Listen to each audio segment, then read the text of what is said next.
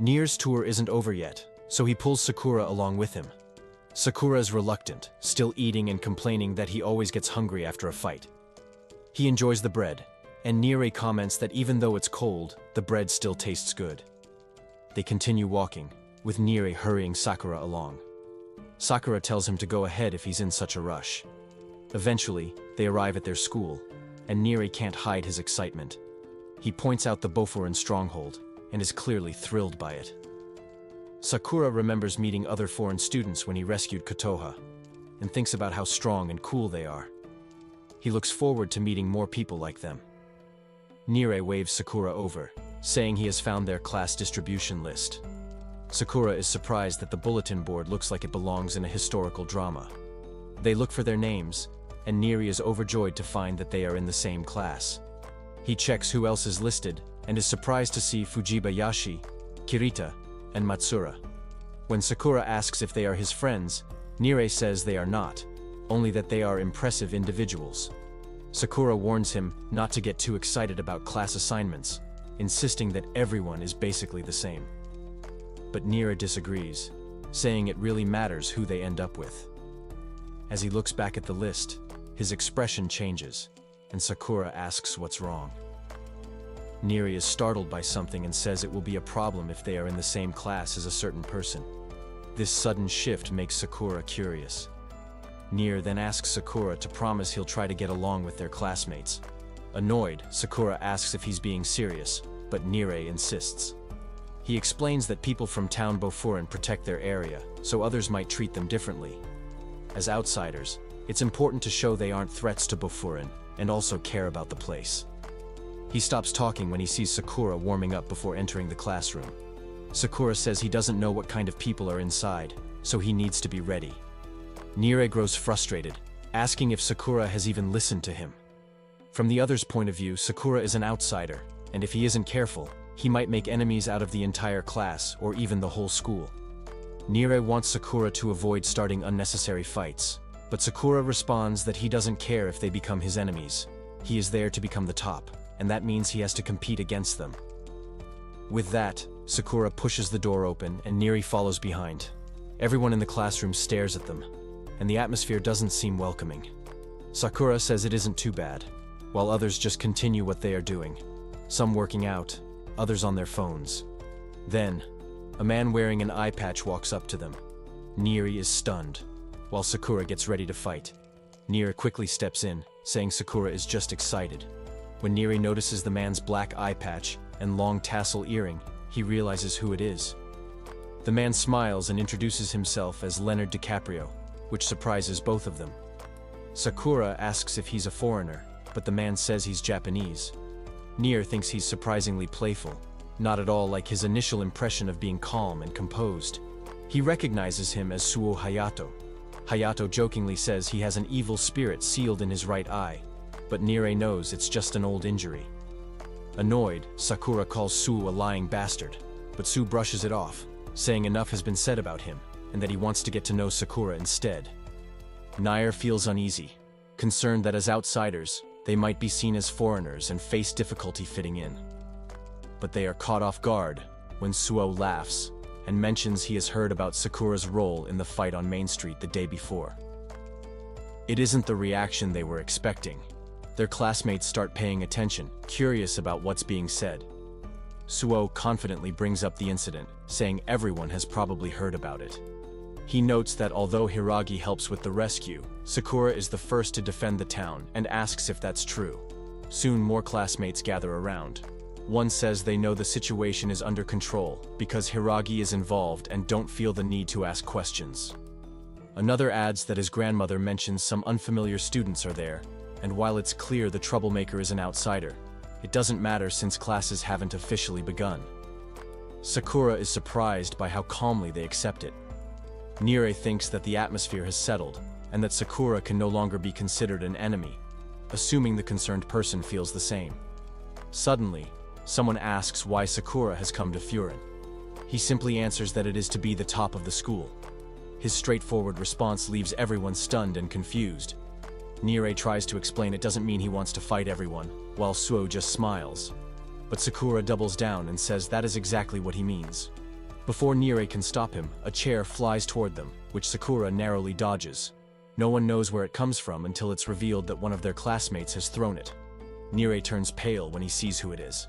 The guy looks furious, while Sakura remains calm and intrigued. Nire quickly warns Sakura not to fight him, explaining that this is Sugishita Kyutaru, the most dangerous student in their year, possibly in the entire school. But Sakura, undeterred, says he's fine with it, since he wants to fight strong people. Sugishita immediately rushes in, ready to attack, determined to crush Sakura. The intensity of his approach stuns the others. Nire shields himself, but Su manages to pull him away. In a display of raw power, Sugishita shatters a table, perfectly representing the wild spirit of Furin High. Sakura, thrilled by the challenge, says he's really getting excited. Suo advises not to talk about becoming the top in front of Sugishita. He goes on to explain that Sugishita has been around Furin even back in middle school, and has been made a Bofurin before he officially enrolls in high school due to his passion and skill. He's known for being fiercely loyal to the current top and extremely intense in that loyalty, to the point of being obsessive. If anyone threatens that position, it can completely change his attitude. One student urges Su to stop the fight, but he replies that they should try doing it themselves. He adds that trying to stop people like them can be fatal. The fight escalates, and at one point, it seems like Sugishita's punch will land, causing panic about whether they need to call an ambulance. But Sakura dodges it effortlessly, joking that the air gets hit instead. He uses that opening to land a powerful kick on Sugishita. The entire class is stunned, watching as Sugishita stays standing while Sakura spins back around. Sakura taunts him, calling him a fanatic, someone without a will of his own, blindly loyal and incapable of making real choices. He boldly states that he can never lose to someone like that. The rest of the class steps back, watching silently as Sugishita and Sakura stand ready to face off. Niri tries to stop Sakura, but both are determined to continue the fight. Before anything can happen, a voice suddenly comes through the speaker system, sounding confused and unsure whether it is working, or if everyone can hear him properly. Sakura wonders about the situation. Then, a loud congratulatory message for the new students echoes through the room, startling everyone. The speaker is told that his voice is loud enough to bother the neighbors and should be lowered. Sakura, annoyed, feels that the announcement has ruined the mood and challenges Sugishita to continue, but notices that Sugishita, like everyone else, is listening intently. The entire class freezes, focused on the voice. This sudden shift makes Sakura question what is happening and who the speaker is. The man introduces himself as Umemiya Hajime, a representative of Bofurin. Sakura is surprised, realizing Umemiya is the top student and strongest at Furin. Unexpectedly, Umemiya apologizes, admitting he forgot what to say next, which surprises Sakura given Umemiya's high status. He quickly recovers, encouraging students to enjoy their high school life and make memories, suggesting trips to the beach or mountains, and inviting them for shaved ice on a summer outing. Nire laughs at this, prompting Sugishita to grab his head and demand to know why he's laughing. Nire quickly explains that he isn't mocking him, but genuinely appreciates the speech. Umemiya continues, realizing he has unintentionally suggested that everyone go on the trip together, which may be unrealistic since not everyone will get along. Still, he hopes they won't start fighting on the very first day. He doesn't demand friendship, only that they try their best. Sugishita wipes his face, and Suo comments that it is too late to act calm after the whole class has witnessed their fight. Umemiya urges them to protect the city, reminding them that the name Wind Protective Chime holds meaning. They must protect whatever is precious to them, whether people or objects. That is Bofurin's only unique rule. Everyone responds in unison with a loud affirmation, which shocks Sakura. The speech isn't officially over, as Umemiya can still be heard casually inviting someone to eat with him and being reminded that his mic is still on.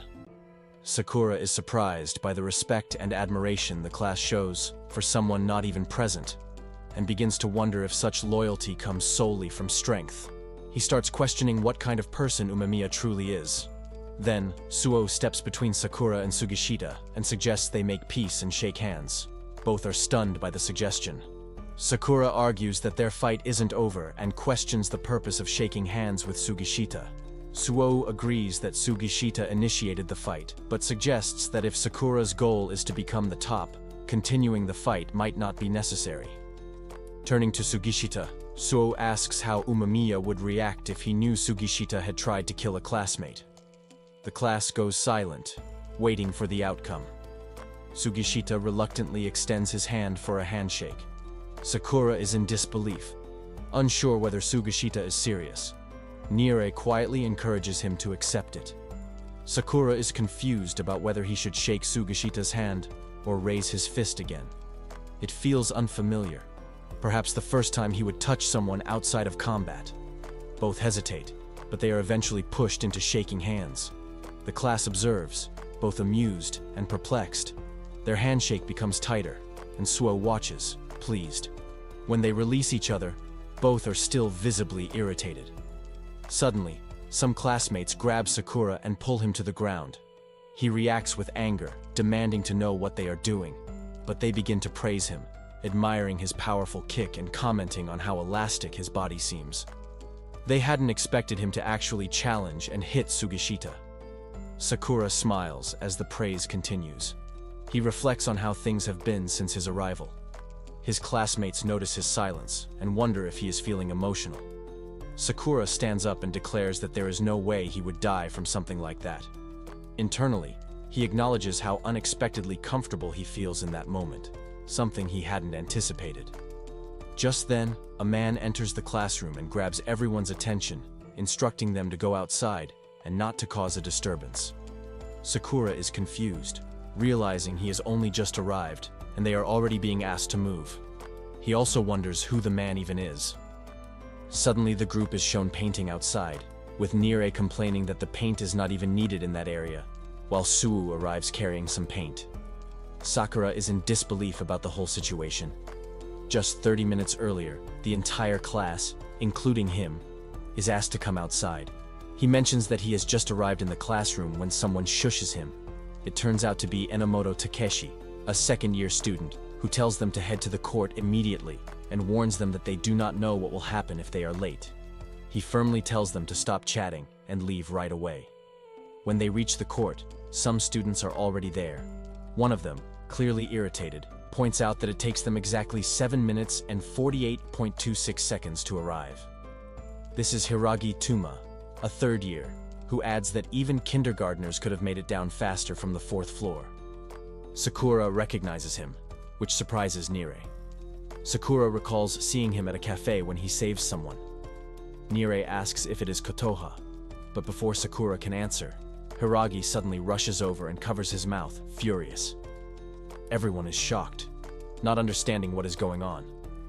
Hiragi demands to know why Sakura mentions Kotoha was involved in the previous day's incident, and reminds him that he explicitly said not to mention her. Annoyed by Hiragi's outburst and the saliva, Sakura blames him for overreacting. The other students begin to worry that if word gets out about Kotoha's involvement, it will cause chaos. Hiragi firmly states that Kotoha has not been there, and warns Sakura never to speak of it again, or else, while taking something from his pocket, he will end up coughing blood. Sakura is confused, watching as Hiragi takes some medicine. He comments on how strange it is for someone like him to come to a school with such a weird leader. Nire asks what they are talking about and what kind of person Hiragi really is. Sakura explains that Hiragi just gets upset and suddenly takes some medicine, known as Gasukun 10. Nire immediately writes this in his notebook, noting that Hiragi takes stomach medicine. Sakura questions why he is writing it down. Nire replies that Hiragi is one of the 4 heavenly generals of Bofurin. Sakura does not know what that means, so Nire explains that while Umemiya is the top of Bofurin, there are 4 heavenly generals under him. Each of them is responsible for a class over the 3 years, acting as commanding officers. Sakura asks if being in Team 1 means they are the first squad, but Nire says no. The classes reflect the order of the 4 heavenly generals. Team 1 is the Tamen team, followed by the Jikoku team, Zojo team, and Komoku team. Moreover, they are part of the Tamen team. Suddenly, Hiragi orders everyone to form groups of 4 to 5 members, ensuring each group includes at least one second or third-year student. He instructs them to follow whatever orders and warnings those upperclassmen give, as they will be patrolling the area. The protagonist is annoyed to find himself grouped with Sugishita. Hiragi explains that Umemiya has instructed him to keep an eye on both of them and asks if they have already fought. Sakura points at Sugishita and says he tries to punch him. Hiragi steps in, separating them and telling them to keep their distance. Suo laughs, saying Hiragi sounds like a kindergarten teacher. Sakura then questions why they are just walking around instead of actively searching for troublemakers if their job is to patrol and protect the town. Hiragi calls him a fool, clarifying that what Sakura describes is not protection, it is hunting. He says that simply walking around in uniform serves a purpose. Their presence alone discourages troublemakers from acting out. Their role is to protect, not to start fights. Sakura is silent for a moment and then comments that it all seems boring. Hiragi replies that enjoying fighting alone is even more boring. Just then, he spots an elderly woman struggling to climb the stairs and rushes over to help, calling his teammates to assist as well. Afterward, they return to painting. The old woman thanks them, noting that even if they clean it up, there is still a lot of graffiti on the walls. Sakura is angry that they are being made to paint, but Nire tells him that this too is part of Bofurin's responsibilities. When Hiragi asks if they are done, the shop owner expresses his appreciation by offering them food. They accept and resume their patrol. While eating, Sakura reflects on his earlier comment about only enjoying things when he is fighting. Hiragi says he understands, admitting that he used to feel the same way. But over time, he realizes that being needed by others and talking to people can be enjoyable too. This makes Sakura pause and think. They continue walking until they reach a tunnel. Beyond it, Sakura sees many bars and notices a sign that looks like a dog, which he finds disgusting. Nir, clearly nervous, warns him not to say things like that in this area, because they do not know who might be nearby. This confuses Sakura, so Niri explains that they are now at the border of another group's territory, and any trouble caused there could be dangerous. He describes it as a different world with its own rules that do not apply to Bofurin. The area belongs to a group called the Devotees of Power, also known as the Shishitoran, the head of the lion. The name makes Sakura smile. It sounds like exactly the kind of place he is looking for. Just then, they hear a noise coming from inside the tunnel. A boy in a third-year middle school uniform comes running toward them. Hiragi shouts, urging the boy to run in their direction. Nire looks terrified. Suddenly, someone kicks the running boy, shocking everyone. One person appears frustrated that his teammate blocks him. Nir is stunned to see his own classmates stepping onto the rival group's turf. It turns out to be Sakura and Sugishita who intercept the boy, knocking him off balance. Sakura remarks that if the boy belongs to the opposing group, then they have just started something. Hiragi and Niri are shocked to see what has just happened. Sakura and Sugishita have kicked a member of the Shishitoran who has been chasing the middle school student. Sakura tells Sugishita to let him handle it, but Sugishita does not respond. The Shishitoran member's companion is stunned by what he sees and asks what has happened to his partner, then kicks him in the face. They mock him, calling him pathetic for being taken down by a single kick. Sakura questions why they are treating their own comrade that way, and wonders if they are really on the same side. Suddenly, the sound of someone wearing traditional sandals echoes, grabbing Sakura's attention. A man appears and asks what is going on. The two Shishitoran members immediately grow nervous and bow as he approaches. Sakura grows curious. The man says he has seen them running and followed. Hiragi groans in irritation, wondering why they have to run into that man in particular. It is Joe Togame, the vice leader of the Shishitoran. Togame examines the situation closely and asks why outsiders have entered their territory. He notices Saruatari lying on the ground and asks what has happened. Sakura thinks Togame seems strange. Hiragi steps in and explains that the Shishitoran members are chasing someone from Furin. Surprised, Togame realizes it is Hiragi and greets him casually. Sakura is taken aback by how relaxed he is. Togami points at Saruatari and laughs, asking if the Furin students are responsible. The attention then turns to the reactions of the Furin group. Sakura thinks Togame looks like trouble, and that excites him. Saruatari, trying to get up, demands to know what they are doing there, stating there are territorial rules and that they are now on Shishitoran's turf. He yells at them not to wander around carelessly. To everyone's surprise, Togame suddenly launches a powerful attack on Saruwatari, grabbing him by the hair and preparing to punch him. He declares Saruwatari defeated and weak, but before he can finish, Hiragi steps in and stops him. Togame looks confused and asks if Saruwatari is the one Hiragi is defending. Still holding Saruwatari, he scoffs and says it cannot be him. In the Shishitoran's belief system, being defeated means being weak, and the weak have no place in their ranks. He then takes off his Shishitoran jacket, symbolizing that Saruwatari no longer belongs. Meanwhile, Suo and Nire observe everything quietly.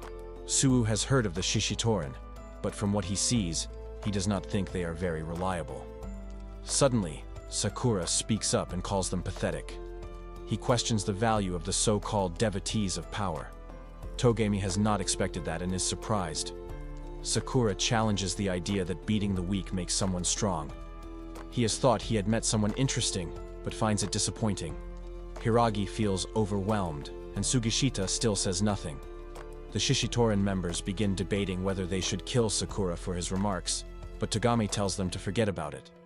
He studies Sakura more closely and comments that he looks strange, comparing him to an Othello board. This irritates Sakura, who tells Togame to shut up. Togame claims he cannot understand what Sakura is saying because he talks too fast, but Sakura fires back that it is Togame who is too slow. Togame laughs and admits that not hearing Sakura clearly is annoying. Then, without warning, he says he has made up his mind. One day, in the right place, he will beat up Sakura. He says he will remember his face and mockingly adds that they will meet again. Sakura is visibly irritated. Nire approaches and questions what Sakura and Sugishita are thinking, pointing out that they have picked a fight on rival turf, which could spark a war. Suo steps in, trying to lighten the mood, saying he has lost his chance to make a proper appearance. Meanwhile, Hiragi is preparing a bunch of medications, clearly stressed by everything that has happened. Suo remarks that seeing Hiragi in that state actually makes him feel a little better. Nire warns that Hiragi should only take his medicine as prescribed. Sakura and Sugishita exchange dark glances. Nire scolds Sakura for provoking Togame, saying things would not have escalated otherwise. Hiragi then speaks, revealing that Togame is not someone to be taken lightly. Even within Shishitoran, he is known for being obsessive about turf boundaries, and it is unlikely he will let this go. Nire feels troubled by how things have turned out. Hiragi admits the blame is his. He should have been the one to act first. The others are surprised to hear him admit that. For now, Hiragi suggests they return to the school. The man who has been beaten introduces himself as Sasaki, and they agree to report the incident to Umemiya. As they climb the stairs back at Furin, Hiragi looks visibly uncomfortable. Sakura wonders if he really hates reporting things to their leader that much. The relaxed voice they have previously heard over the intercom comes to mind, and Sakura grows curious about what kind of person Umemiya truly is. When they finally open the door, they are surprised to find what looks like a rooftop rest house, complete with a couch and gardening supplies. The entire area is shown, leaving them amazed. Hiragi walks straight over to Umemiya. Suo keeps his eyes on him, eager to finally meet the school's top student. Suddenly, Umemiya turns and shows Hiragi 2 plant pots, proudly announcing that his eggplants and bell peppers are growing well. Smiling, he says they should have a barbecue next summer. At last, the third-year student and leader of Bofurin, Umemiya Hajime, is revealed. Everyone looks shocked, wondering if this really is the strongest person in the school. Suo quietly remarks that he looks like an elementary school kid,